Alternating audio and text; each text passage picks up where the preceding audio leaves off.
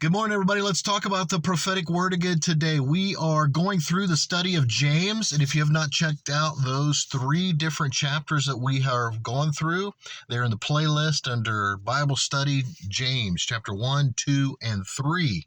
They're a bit long. If you have some time, sit down and listen to each one of those. I want to focus my attention on the first chapter.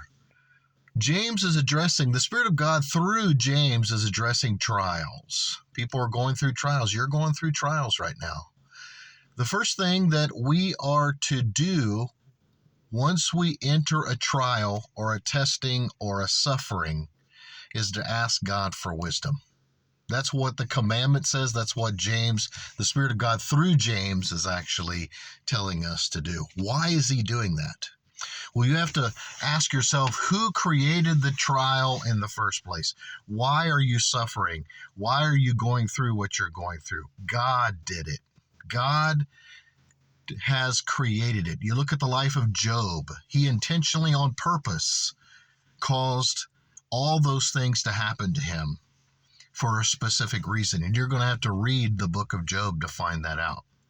But God produces the trials in our lives so that we could be familiar with asking him for wisdom, direction in our lives. My life changed, and your life, I believe, will change when you go from thinking you have permission to do whatever and however you want with what you have to asking God permission for the first step of what you have.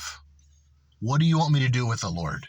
Trials produce in the heart of the believer the desire to seek God's will in all things.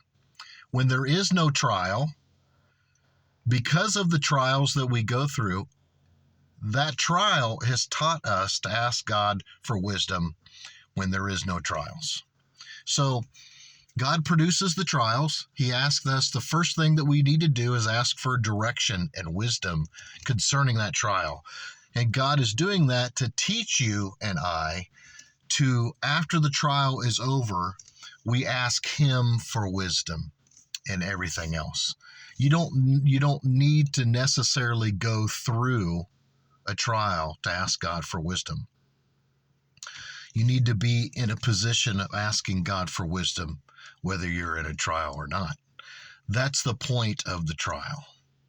God bless you guys. Have a great day.